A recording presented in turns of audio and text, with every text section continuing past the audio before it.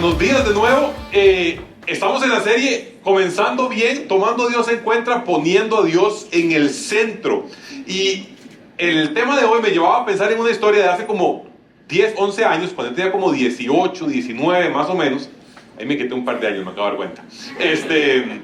Pero resulta ser que yo estoy comenzando a profundizar en temas de la fe. De niño había ido a una escuela cristiana en la que se enseñaba mucha Biblia y me sabía todas las historias porque siempre era el chiquillo ahí, sapo, que sabía las historias. Pero resulta ser que a los 18, 19 años es cuando comienzo a profundizar no solo en las historias bíblicas, sino en la enseñanza bíblica. Y en esa época comienza a existir en mí una gran pregunta, y es: ¿cuál es el rol de las obras, de la obediencia que hacemos en el contexto de la vida cristiana? Porque tenía la duda de si ya me habían enseñado para ese momento que la salvación era por fe y no por obras, ¿significaba entonces eso que yo ya, habiendo sido salvo, tenía que decir, me lavo las manos y hago lo que quiera, porque ya mis obras no importan para nada, mis acciones no importan para nada? Y si ese no era el caso, entonces, ¿cómo se llevaban a cabo los actos de obediencia en la vida cristiana? Y como a los 18, 19, eso me comenzó a generar ciertas dificultades a mí de cómo debo entender este esquema. Y yo no lo sabía, pero me estaba jugando entre tal vez dos extremos de una mala comprensión del rol de la obediencia. Y parte de lo que queremos hacer hoy para cerrar esta serie que nos inicia el año es hablar de la obediencia a Dios como un fruto de los demás elementos que hemos visto. Así que si les parece, oramos y comenzamos. Padre, gracias por este tiempo. Como siempre lo pedimos, que la exposición de tu palabra, Señor, sea usada por el Espíritu Santo en su poder para transformarnos a la imagen de tu Hijo, para la gloria del Padre. Todo esto lo pedimos en el nombre de Cristo Jesús. Amén.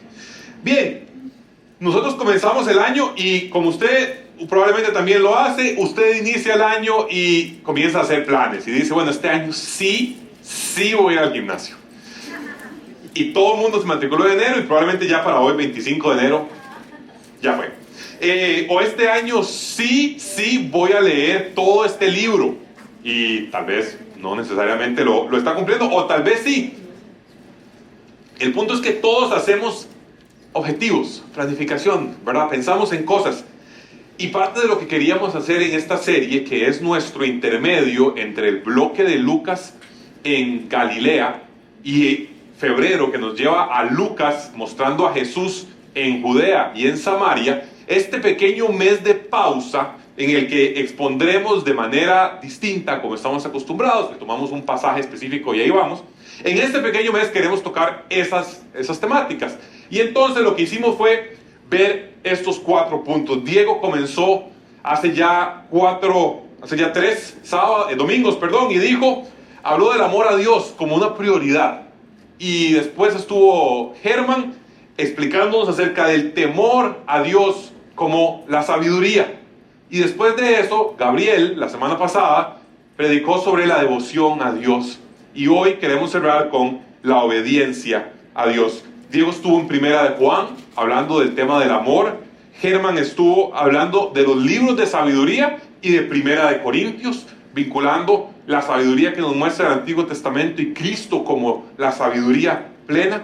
Y Gabriel nos dio una imagen grande acerca de la vida del creyente cuando no era creyente y cuando sí lo es.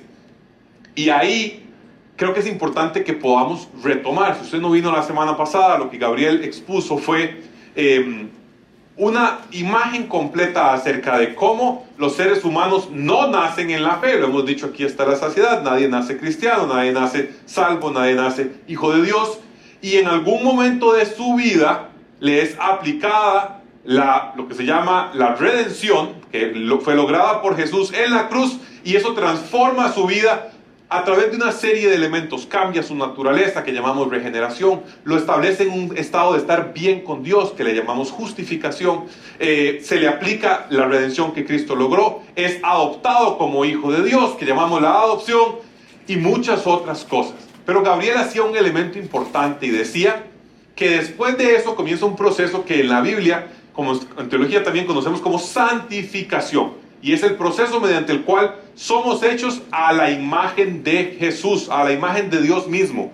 Que el hombre que fue creado en Génesis 1 a imagen y semejanza de Dios, va entonces, una vez que ha sido regenerado por el Espíritu Santo, va asemejándose cada vez más a esa misma imagen a la cual fue creado. Y esto es entonces el proceso de vida del creyente. Pero tengo que comenzar aquí solo para hacer esta pequeña precisión para que no nos vayamos a equivocar. La obediencia es una característica del creyente. El no creyente no obedece a Dios.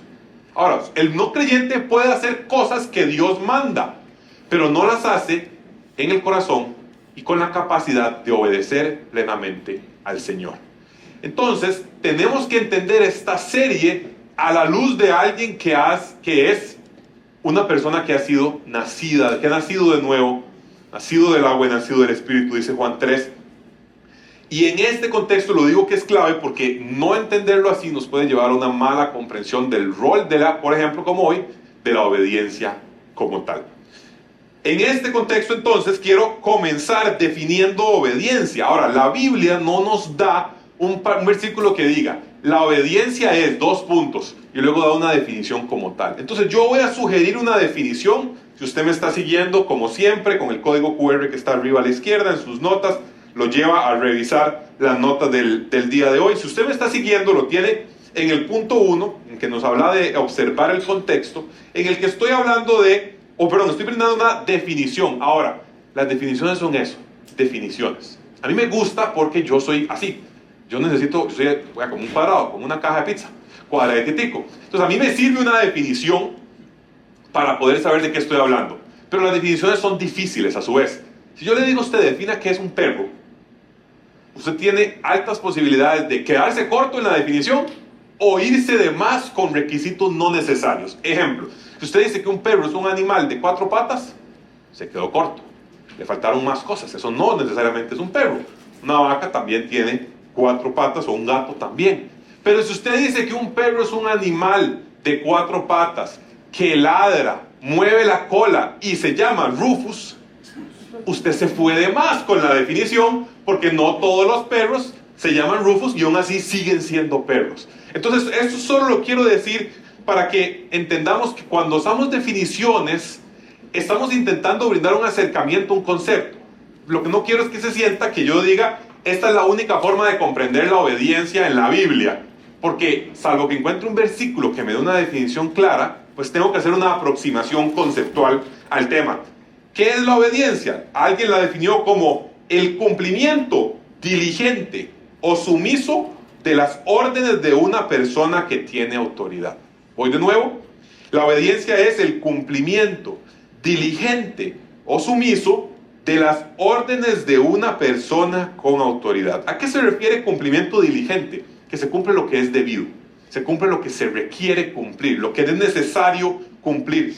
¿A qué se refiere sumiso? Sumiso se refiere en nuestro contexto a que se somete a la voluntad de Dios. La obediencia, por definición, nos lleva a un sometimiento frente a la voluntad de Dios. Las órdenes de una persona, en este caso, al hablar del texto bíblico, las órdenes de Dios son sus mandamientos. Y eso los encontramos en las Escrituras, que es la revelación de Dios, la palabra inspirada de Dios, que nos dice cómo debemos vivir. Los creyentes creemos también que la Biblia no solamente es un texto escrito por seres humanos, sino que es un texto inspirado por Dios, inerrante, infalible. Y adicionalmente, la obediencia es respecto de una persona con autoridad, que en este caso es Dios mismo. Así que cumplimos lo debido sometiéndonos a la voluntad de Dios, que la encontramos en sus mandamientos de las Escrituras, porque nos fueron dados por la persona con autoridad que es Dios mismo. Y quiero empezar tratando de ver un ejemplo de esto en las Escrituras, de cómo Pablo, el apóstol que conoce que tiene autoridad, empieza en las Escrituras dando una instrucción y cómo va haciendo su análisis conforme avanza. Así que si gusta, avance conmigo. Veamos en Filipenses capítulo 2. Si usted lo tiene en sus notas, si usted lo quiere abrir en su Biblia, estaremos en Filipenses capítulo 2, porque aquí solo tomamos pequeños pedacitos, porque es un capítulo muy grande. Pablo está diciendo, hey, si ustedes sienten algo en su unión con Cristo, les voy a dar un mandato, les voy a pedir que hagan algo, les voy a decir que hagan algo. Y después en el capítulo 2, versículos 2 y 3, en efecto lo hace, les dice, llénenme de alegría, eso es una orden, es una instrucción, es un mandato, teniendo un mismo parecer, un mismo amor, unidos en alma y en pensamiento. Y luego les dice también, no hagan nada por egoísmo o vanidad, más bien con humildad consideren a los demás como superiores a ustedes mismos. Esto es un mandato, es una orden, es una instrucción. Se dice, y ante ello lo que corresponde, ¿verdad? Ante la instrucción dada por el apóstol, inspirado, con autoridad específica dada por Dios, sin duda, es, lleve a cabo una acción, haga esto, ¿verdad? Ahora, vea el análisis de Pablo cuando lo dice. Vea la forma en la que Pablo se mueve a lo largo de este capítulo que me parece que es importante. Da la instrucción y refiere que Cristo mismo también fue obediente. O sea, cuando él da un mandamiento, Pablo también explica, hey, pero ustedes no son los únicos que tienen que obedecer.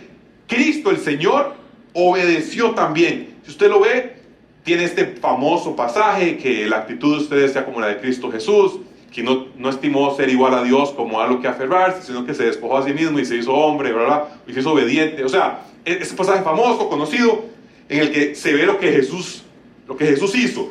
Pero en el versículo 8, que usted lo tiene ahí en pantalla, dice que al manifestarse como hombre, se humilló a sí mismo y se hizo obediente hasta la muerte y muerte de cruz. Lo que nos está diciendo es, Jesús también aprendió a ser obediente.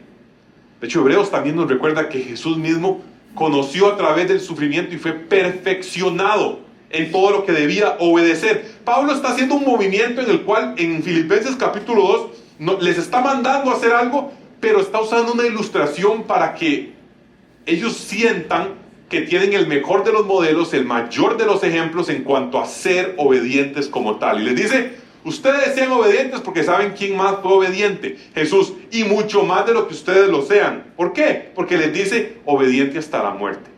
Y Pablo en Filipenses 2 no les estaba pidiendo que ellos fueran obedientes hasta morir, o sea, que el acto de obediencia los llevara a morir. Les estaba pidiendo que se mantuvieran unidos, que tuvieran un mismo parecer y que no fueran egoístas o vanos, sino que fueran humildes.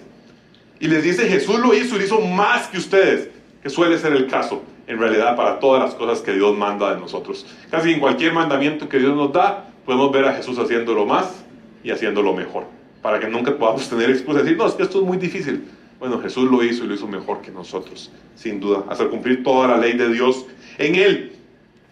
Pablo termina este análisis, de nuevo, viene la orden, ensanguchado viene como esta parte de Cristo, que es el versículo 8 y 9 que usted tiene por ahí, en la que está dando el ejemplo de Cristo, y Pablo retoma la instrucción, retoma la parte en la que solicita obediencia explícitamente. O sea, como que él dice, aquí viene la orden, es como un papá que sabe dar órdenes, o sea, que sabe dar instrucciones. No, yo no sé, papá para como quiera, yo no soy papá.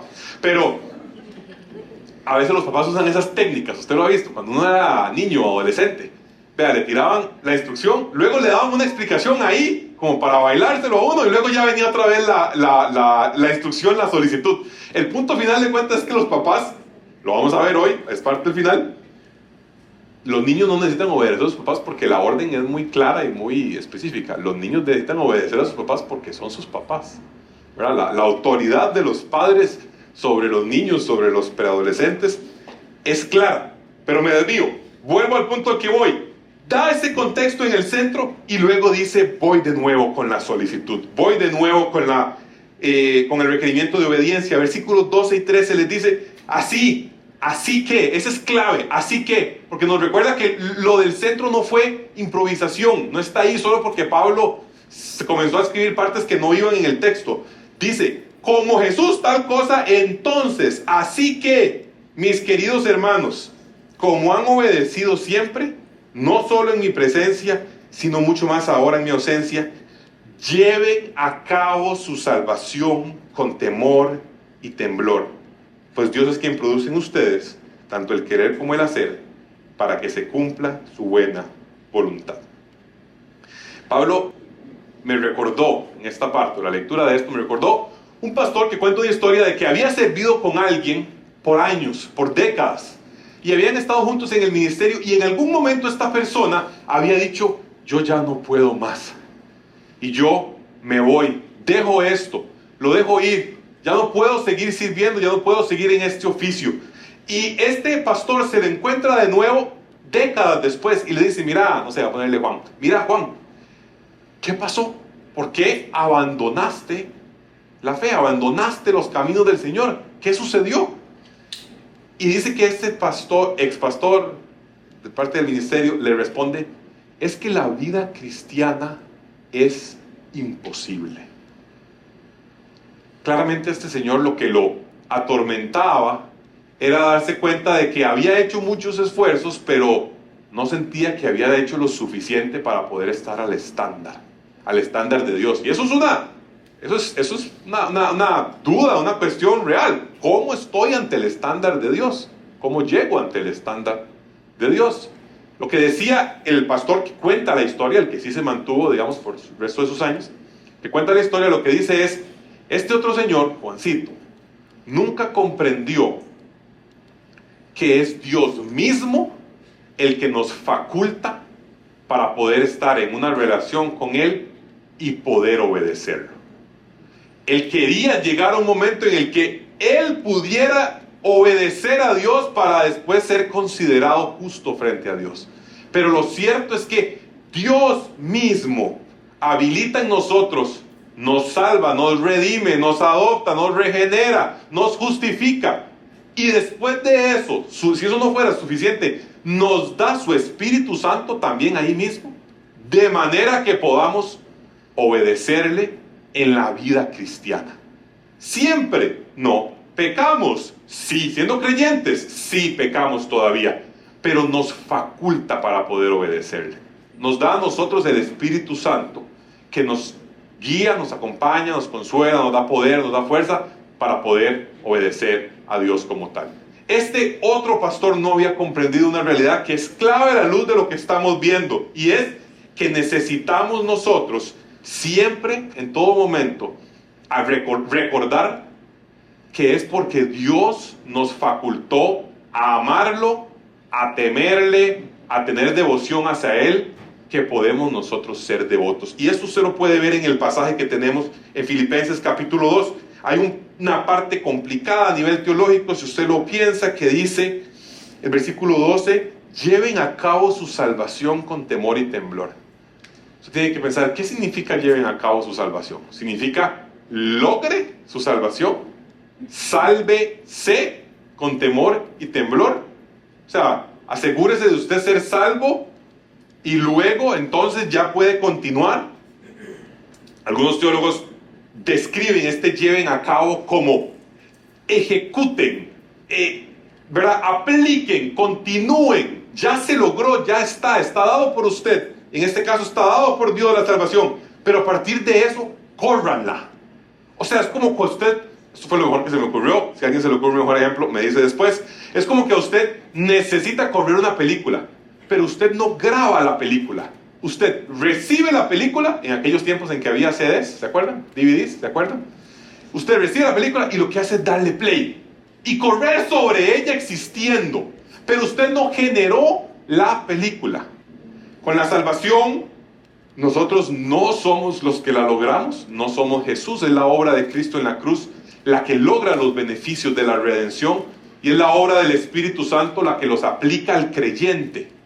Pero después de eso, el creyente entonces vive su salvación con temor y temblor. Temor y temblor, palabras clave. O sea, no como quien saca pecho y dice yo aquí soy el grande, soy el bueno, sino como quien entiende que lo que está haciendo lo está haciendo de frente al Dios santo y justo. Lleven a cabo su salvación. Y luego este es el punto que quería enfatizar, que debíamos también confirmarle a aquel ex pastor que había abandonado la fe, pues Dios es quien produce en ustedes tanto el querer como el hacer para que se cumpla su buena voluntad.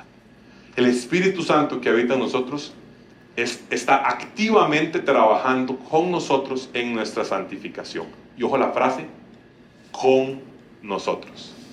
No en vez de nosotros, no, pero sí con nosotros.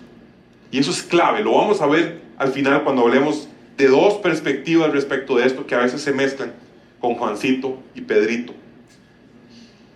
Esto es obediencia. Es el cumplimiento diligente o sumiso de las órdenes de una persona con autoridad. Y en este caso lo vemos en Filipenses 2 de esta manera. Una orden, una claridad de que Cristo lo había hecho y lo había hecho mejor. Que la obediencia no solo es para los seres humanos. Cristo mismo llegó a aprender a obedecer y a ser perfeccionado, dice Hebreos, en esto. Y después recordemos que en la obediencia es Dios mismo quien nos está acompañando a obedecer. Obediencia lo podemos ver, si se quiere, como un fruto de una persona que ha hecho las otras tres cosas o que ha comprendido y vive las otras tres cosas que hemos visto en estas 3 semanas. Diego hablaba del amor de Dios, Germán del temor a Dios y Gabriel de la devoción a Dios. Y de una forma, la idea que queríamos completar es las personas que aman a Dios, que temen a Dios y que son devotos a Dios, obedecerán lo que Dios dice que hagamos. Ojo, nuevamente hago el pie de página. No siempre, de manera imperfecta, pero buscarán obedecer sus mandamientos. Cuidado con salir de aquí leyendo algún tipo de perfeccionismo, que no es el tema. Pero el amor a Dios, Jesús está hablando con sus discípulos. Diego ya pasó por aquí, entonces voy rápido, voy repasando. Jesús está hacia el final de sus días, literalmente la noche antes de que fuera arrestado, y les dice, y estamos en Juan capítulo 14, versículos 15 al 21, les dice lo siguiente. Les dice, si ustedes me aman, obedecerán mis mandamientos. Vea, yo puedo hablar 25 minutos más si quieren del tema, pero yo creo que está más claro que esto. No se puede. Vea ese versículo 15 con detalle. Si ustedes me aman, obedecerán mis mandamientos. Y luego, ojo la clave, solo para terminar de redondear el punto anterior de cómo Dios nos habilita, nos faculta.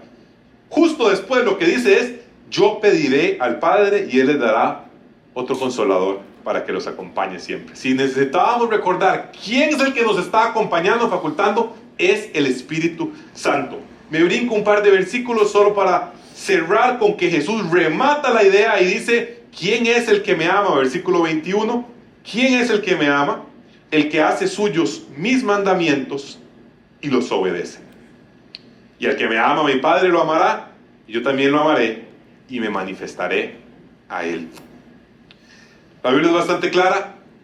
Amar a Dios nos lleva a obedecer a Dios. Si usted requiere repasar la enseñanza sobre el amor a Dios, está en nuestro canal de YouTube, puede repasarla. Diego estuvo hablando de eso como por 1 hora. Pero después también tenemos, permítame que me devuelva un segundo, también tenemos el temor a Dios, del cual nos habló Germán. Y sobre el temor a Dios, Germán hizo referencias en la sabiduría. La sabiduría, los libros de sabiduría, Job, Eclesiastés, Proverbios, son libros que nos hablan acerca de cómo vivir, cuáles son maneras adecuadas de vivir, y tienen diferentes enfoques. Proverbios es como que está dando buenas formas de vivir, pero luego Job aparece, y Job es como que nos dice, a pesar de que hay buenas formas de vivir, hay cosas que usted no conoce y no comprende. Y entienda que eso es una realidad. O sea, que no porque le dimos una buena serie de principios, usted entiende toda la realidad. Eso es Job. Y luego Eclesiastés, aquí estoy ultra resumiendo, por supuesto. Y luego Eclesiastés es como un escéptico, que de cierta forma llega y nos dice, sí, hay una serie de principios que Proverbio dice, pero a veces hay cosas que usted espera y usted hace de una forma y le termina saliendo, usted quería hacer A y le termina saliendo B. Usted aplicó algunos principios y no necesariamente obtuvo el resultado que esperaba. Y Eclesiastés, que tiene un esquema particular, algunos dicen que empieza con alguien hablando y luego otra persona dando todo el discurso, y luego el primero que cierra toda la dinámica, cierra con esto. Dice, Estoy brincando aquí. Dice, el fin de este asunto. Ese es el que abre el libro. Está como cerrando, después de haber visto todo lo que el otro habló, está como cerrando y dice, el fin de este asunto es que ya se ha escuchado todo. O sea, escuchamos a aquel varón hablar y hablar y hablar. Y él dice lo siguiente, ese es el resumen de lo que debes hacer. Teme a Dios y cumple sus mandamientos, porque eso es todo para el hombre. El escritor de Eclesiastés cierra diciendo, usted ocúpese de temer a Dios y de cumplir lo que Él dice que cumplamos. Ahora, alguien podría decir, no, pero es que esto es Antiguo Testamento, eso suena como un legalismo exacerbado, y uno debería nada más temer a Dios y cumplir sus mandamientos. Y por eso comencé con Juan, por eso comencé con Jesús, diciendo, si ustedes me aman, obedecerán mis mandamientos. Ahorita voy a repasar nuevamente la problemática que se nos ha generado en el desarrollo del siglo XX y siglo XXI acerca de cómo entendemos la obediencia. Pero Eclesiastés nos dice, tema y obedezca. Jesús decía, si ama, obedezca. Y para cerrar entonces, recordemos Deuteronomio, donde también Diego ya estuvo aquí, hablamos de la devoción a Dios, Gabriel nos estuvo hablando acerca de la devoción a Dios, y en Deuteronomio hay un pasaje interesantísimo, Jesús lo va a retomar, es el famoso pasaje de Shema Israel, de Oye Israel, y en este pasaje Jesús lo retoma cuando le preguntan cuál es el resumen de la ley, y él dice amar a Dios y amar al prójimo, ¿no? En este pasaje que Jesús retoma, cita y resume, hay una interesante dinámica de lo que Dios está pidiendo. Vea que les dice, ama al Señor tu Dios con todo tu corazón, grábate en el corazón esas palabras, y luego vea lo que le dice, es básicamente devoción llevada a cabo. Incúlcaselas continuamente a tus hijos. Háblales cuando estén en casa y cuando vayan por el camino, cuando se acuesten y se levantan. Átaselas a tus manos como un signo. Llévalas en la frente como una marca. Escríbelas en los postes de tu casa y en los portones de las ciudades. Los judíos, en efecto, lo hacían. De hecho, los más ortodoxos todavía hasta el día de hoy llevan unas cajitas aquí y se apuntan aquí algunas cosas y demás. Pero el mensaje que parece estar de fondo en esta segunda entrega de la ley, que es el Deuteronomio, es que estas palabras que Dios manda, que esto que se conoce como la ley del Señor, los mandamientos, las que nos muestran lo que a Dios le gusta y no le gusta, estén constantemente presentes en tu vida. Y eso le llamamos devoción. Esa devoción es ese carácter, ese desarrollo del carácter, ese continuo proceso de santificación que nos va llevando a parecernos a Jesús. Y solo se es posible cuando meditamos, cuando pasamos tiempo en la ley del Señor. Dice el Salmo 37, versículo 31, que este hombre se deleita en la ley del Señor y sus pies no resbalan. Porque es el quien está devoto, he estudiado tus mandamientos para no pecar contra ti, también dice el salmista. La idea que está detrás es, nosotros necesitamos la forma en la que llevamos la devoción a Dios es por medio de estar constantemente recordando lo que Él nos ha mandado a hacer para que podamos vivir acorde con eso. La palabra de Dios debe habitar ricamente en ustedes, dice Colosenses. Es necesario que la palabra que el Espíritu utiliza para venir a transformarnos sea la muestra de nuestra devoción. Aquí estoy repasando y de cierta forma cerrando la serie, cerrando el mes, diciendo, quien ama a Dios, obedecerá. Quien teme a Dios, obedece. Y la vida de devoción la vemos en la obediencia a los mandamientos de Dios. ¿No estoy muy claro? Sí. Esto nos lleva, hemos visto dos puntos. El primero era observar el contexto, ver qué es obediencia, qué vemos, qué comprendemos, cómo la Biblia nos da un ejemplo de obediencia en Cristo mismo. Lo segundo es la obediencia como un fruto, fruto del amor, fruto del temor, fruto de la devoción. Y lo tercero es una operativa práctica, le puse, las otras todas son con O, para que usted las pueda recordar, observar, obediencia y operativa. Y en esta quiero tocar 3 puntos. El primero es Juancito y Pedrito, el segundo es ¿qué obedecemos? Y el tercero es realidades sobre la obediencia. En la operativa práctica, y Juancito y Pedrito son dos personas que mi mamá toda la vida, cuando no recuerda cómo se llama a alguien, le dice Juan. Y si es mujer, le dice Juana. Entonces, si usted alguna vez mi mamá le dice Juana, no se sienta mal, es que no se acuerda cómo se llama usted. Juancito es un amigo que piensa que la obediencia es la manera de acercarse a Dios, de poder llegar a Dios. Juancito es un amigo que hace cosas, que lee los mandamientos de Dios, hurga en la palabra y dice, yo la voy a hacer para que cuando yo la haya hecho suficientemente bien, yo pueda decir que estoy bien con Dios. Juancito es lo que conocemos como un legalista. Juancito cree que el cumplimiento de mandamientos lo van a posicionar bien con Dios. A Juancito lo que se le está olvidando es que nadie puede estar bien con Dios si no es por la obra de Jesús en la cruz y la fe y el arrepentimiento que proviene de una comprensión del Evangelio, de lo que Dios ha hecho por nosotros, de mi condición pecaminosa frente a un Dios santo y justo. Juancito estaba apegado a los mandamientos como una ley, como algo que se debe cumplir porque se debe cumplir. Y Pedrito es amigo de Juancito. Pedrito cree que él y Juancito son lo más diferentes del mundo, pero resulta que Pedrito también y Juancito son parecidones. Pedrito dice que como él ya cree en Jesús, a él no le corresponde obedecer nada. Pedrito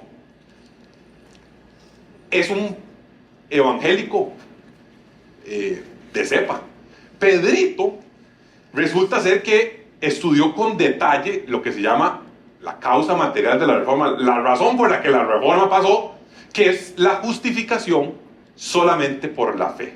O sea, que solamente podemos estar bien con Dios por la fe. Y Pedrito no solo la estudió, sino que la cree.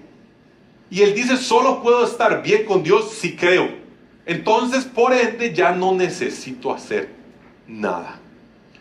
El problema que están teniendo Juancito y Pedrito es que los dos están viviendo en función del cumplimiento de acciones.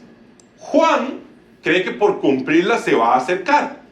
Y Pedrito, cree que no necesita cumplirlas, que lo determinante es no cumplir ninguna ley. Nada me aplica. Alejarme de todo lo que huela a mandamiento de Dios y obediencia. Porque eso es poner en jaque ser justificado solamente por la fe. Sobra decir que tanto Juancito como Pedrito están altamente equivocados. Juancito está dejando de lado la doctrina real de la justificación por la fe. Está olvidando que solamente por la fe en Cristo Jesús podemos estar bien con Dios. Por poner nuestra creencia, nuestra confianza en Él. Pero Pedrito es un caso particular. Juancito tal vez tiene algunos matices un poco más distintos de lo que nosotros estamos acostumbrados a ver. Pero Pedrito es casi producto del siglo XX, del desarrollo del siglo XX en el movimiento evangélico, que es la idea de que como la ley ya no me aplica, entonces yo no estoy sujeto a ningún tipo de mandamiento. Hubo quien escribió un libro, que se llamaba El Evangelio según Cristo Jesús. Y lo que él dice ahí es, cuidado, se nos olvida que el Evangelio que nos transforma, que nos lleva al Padre, que nos regenera, necesariamente nos lleva a una vida de fruto y obediencia. Necesariamente. La obediencia es un fruto, producto de lo sucedido en la aplicación de la salvación. No lo hacemos para ganar la salvación, la hacemos como consecuencia necesaria de la salvación. Y si usted no lo termina de creer, simplemente no necesita comerse todo este esquema teológico, puede abrir su Biblia en el Nuevo Testamento y comenzar a ver todo ese montón de pasajes en los que nos llama a obedecer lo que se nos ha enviado. Comenzando por el que vimos hoy en Juan capítulo 14, si me aman, obedecerán mis mandamientos. Y por la gran comisión, cuando Jesús dice, la autoridad me ha sido dada en el cielo y en la tierra, por lo tanto, vayan y hagan discípulos de todas las naciones, Casi siempre lo dejamos ahí. Pero ¿qué falta? Dice, enseñándoles a obedecer todo lo que les he mandado. No se hace discípulos de Cristo si no se enseña a obedecer, que no es lo mismo que obedecer. Enseñar lo que Dios Cristo ha mandado y enseñar a obedecer son cosas diferentes. Enseñar lo que Cristo ha mandado es hacer una lista y decir aquí está. Enseñar a obedecer es sentarse e invertir tiempo en decir cuál es tu realidad específica respecto de este mandamiento. ¿Cómo te acercas vos personalmente a este mandamiento y dónde te duele a vos? ¿Dónde se te dificulta? Porque, sorpresa para nadie, todos aquí somos diferentes. Entonces, cuando estamos en ese ejercicio, necesitamos necesariamente ubicar la individualidad de la persona. El punto al que voy es Juancito con su pensamiento erróneo y Pedrito con su pensamiento erróneo. Ambos deben llegar a un punto en el cual descansan en Romanos 5.1. Justificados pues por la fe tenemos paz para con Dios. Eso se lo podemos decir a Juancito. Hey, por la fe justificados y tenemos paz. No estamos ganando, estamos en paz con Dios. Pero a Pedrito hay que decirle, si me aman obedecerán mis mandamientos. Porque los dos necesitamos entonces tener un buen balance en el cual decimos, Dios, yo sé que estoy bien con Dios, con vos, pero por amor, temor y devoción obedezco los mandamientos que me has enviado, que me has mandado. Ahora la pregunta es, ¿qué obedecemos? ¿Qué cosas obedecemos? Bueno, yo lo decía,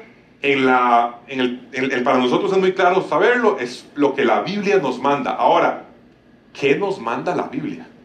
¿Qué nos manda la Biblia a obedecer? Voy a hacer una lista, como lo hice creo que la última vez que me correspondió estar acá.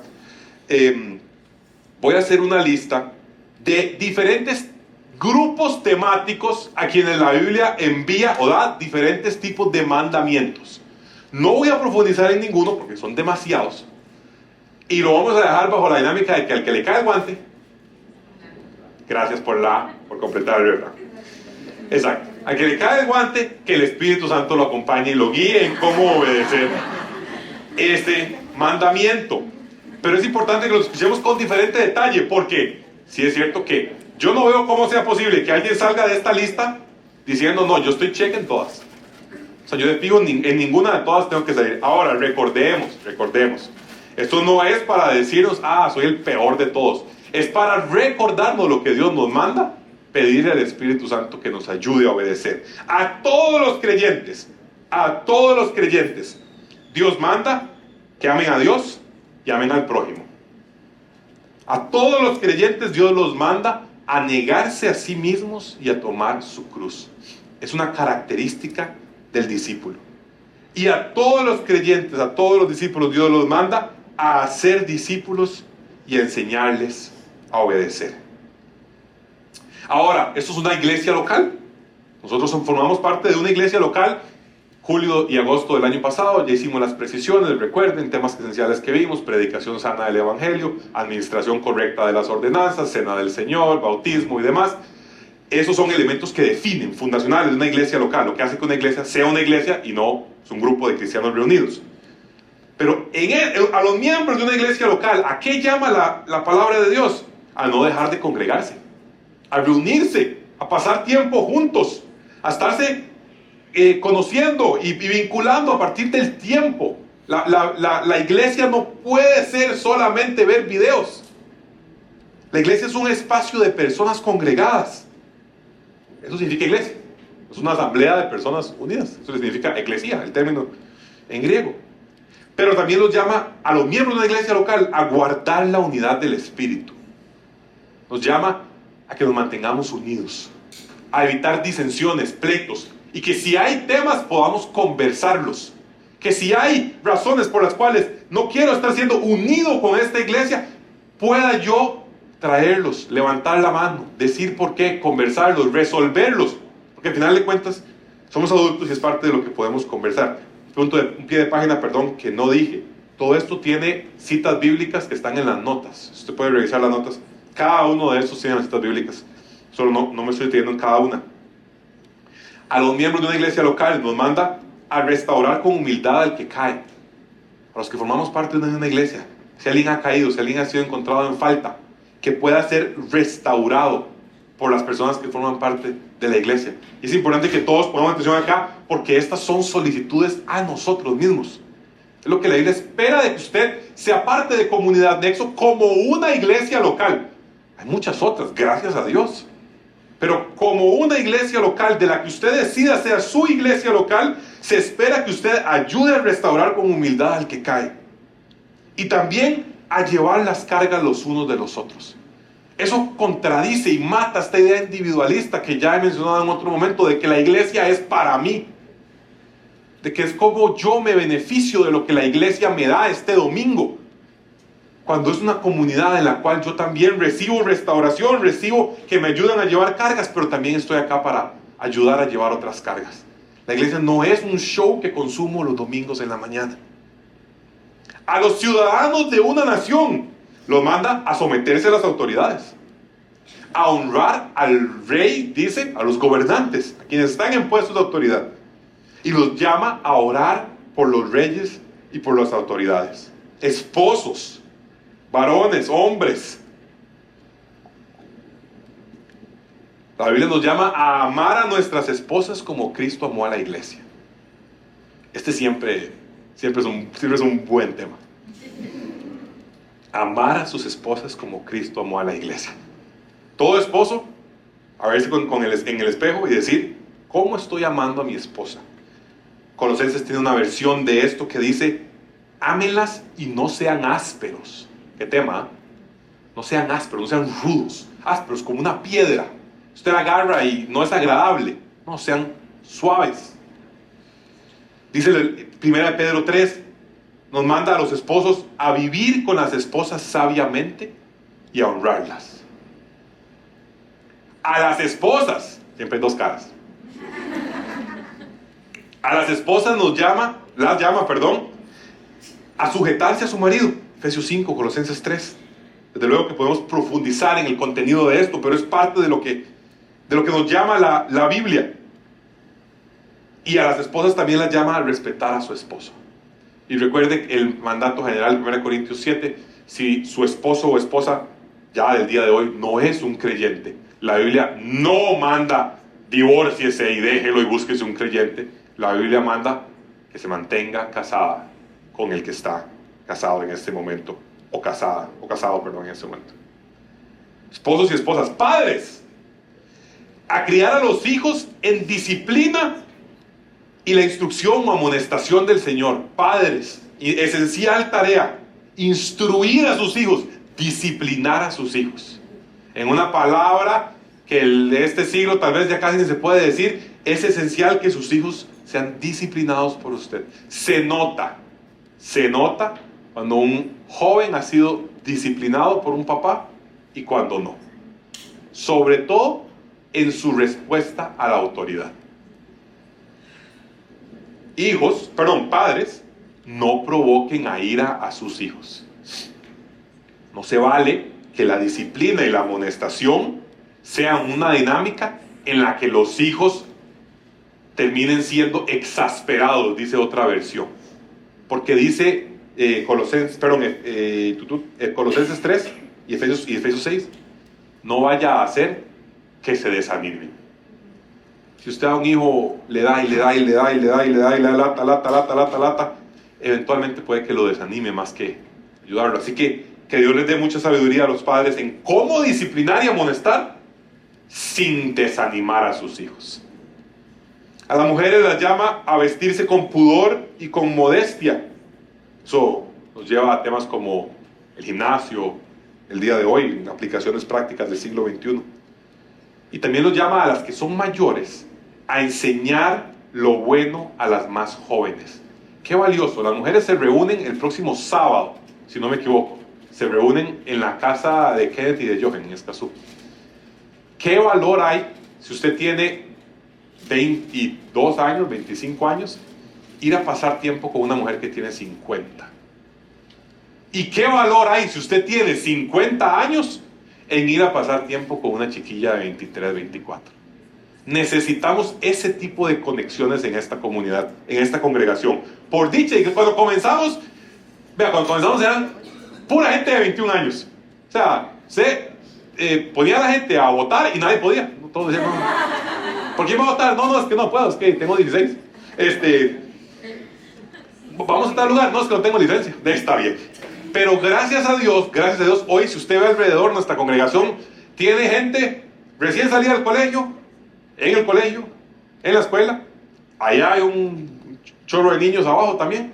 Y también tiene acá personas que ya saben lo que es pasar por los años. Gente que ha tenido hijos, gente que tiene adolescentes, o gente que más bien ya se le fueron los hijos.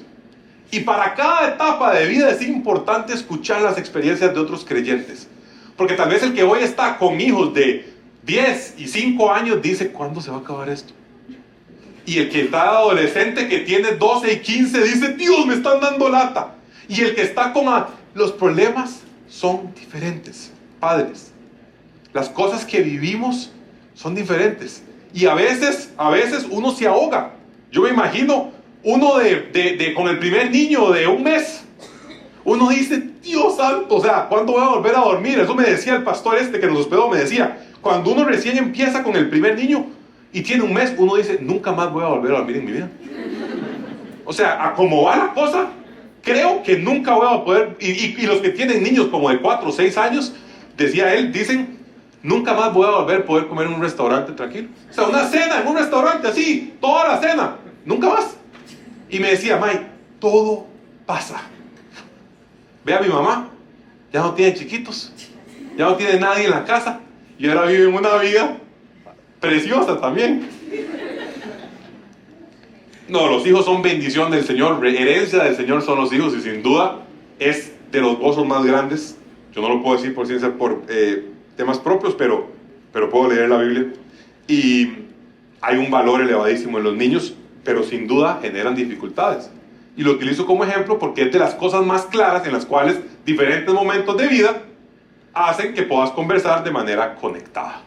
Entonces, ¿qué valor? Insto a las mujeres a que puedan participar de la reunión de la próxima semana, ojalá, y realmente invertir y compartir tiempo. Es el próximo sábado, si no me equivoco.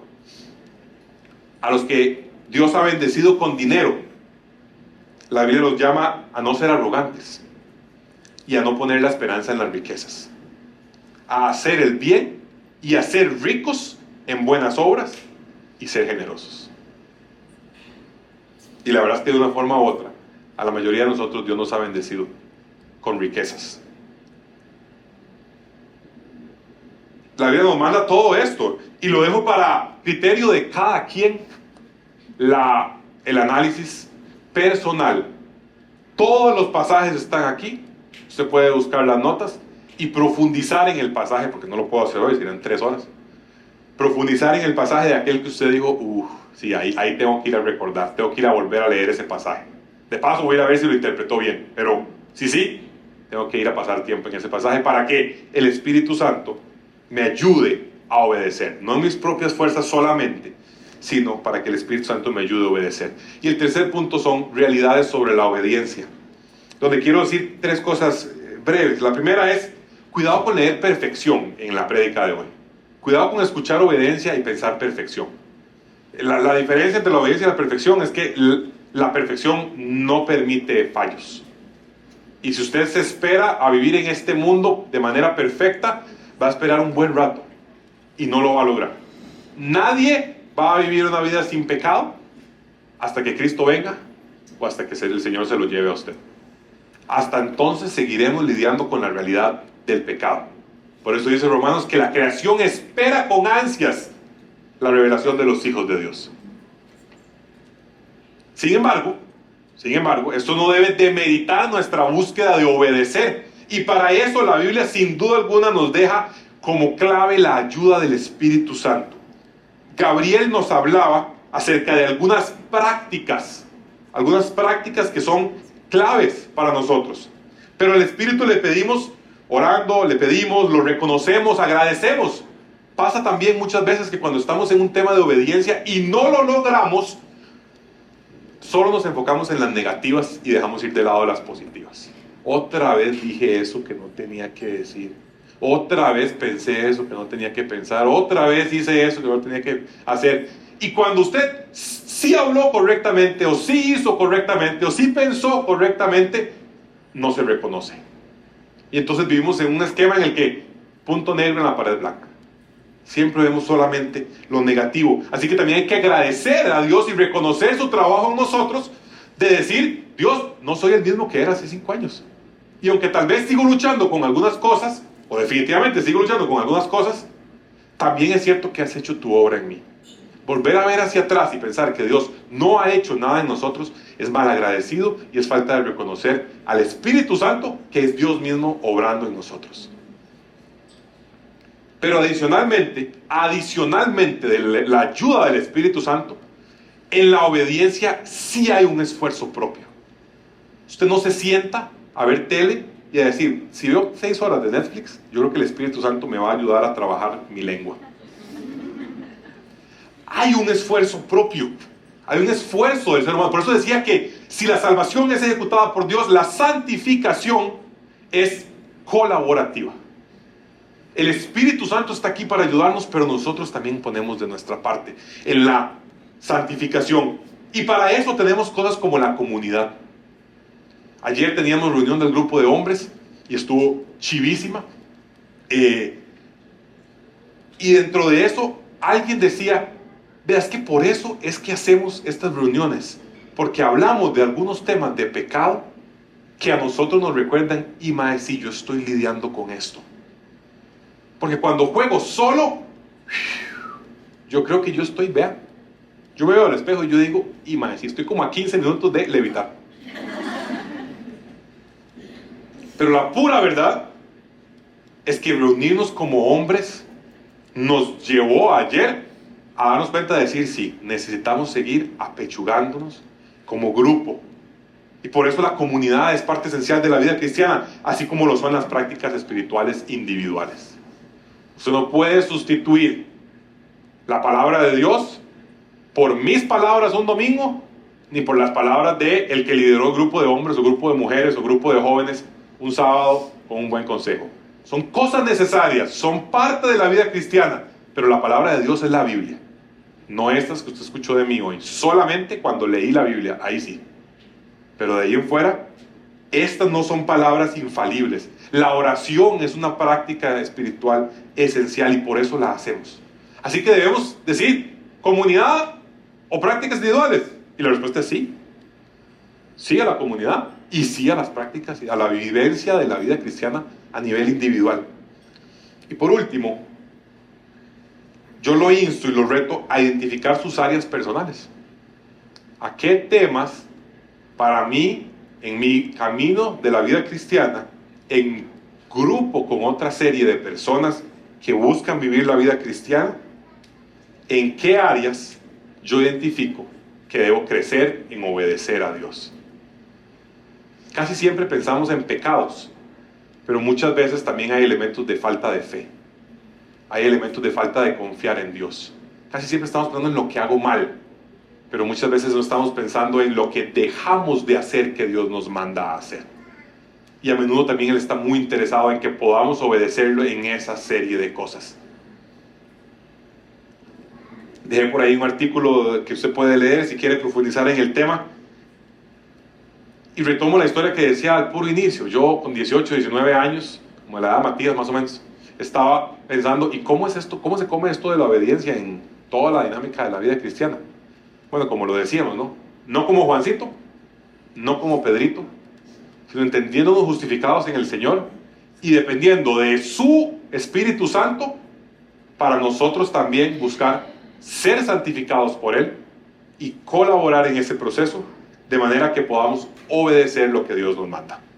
Si les parece, oramos y cerramos. Padre, gracias por este tiempo. Gracias porque tu palabra expuesta, Señor, nos reta. Gracias por que nos mandas a obedecer tus mandamientos porque te amamos.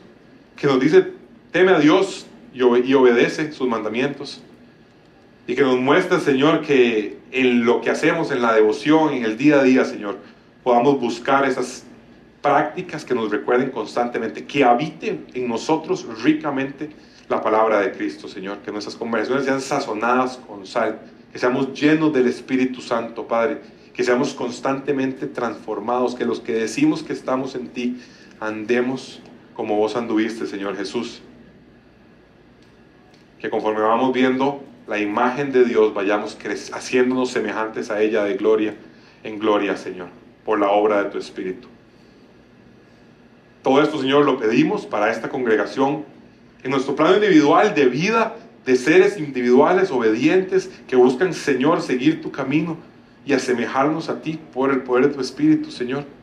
Pero también como comunidad, que no olvidemos que vivimos esta vida juntos, Padre, y que estamos acá no solo para llenarnos nosotros, sino para vivir en contexto y comunidad, apoyándonos y guiándonos, Señor. Y en ese contexto de una iglesia local reunida, Señor, te pedimos que hoy, que celebramos una de tus ordenanzas, la cena del Señor, podamos, Padre, ahora recordar que todo esto es posible por la obra de la cruz, Señor, por lo que hiciste para nosotros en la cruz y por el Espíritu que nos enviaste, Señor, para que pudiéramos también vivir la vida que nos has mandado a vivir. Te agradecemos por esto y te bendecimos, Padre, en el nombre de Cristo Jesús. Amén.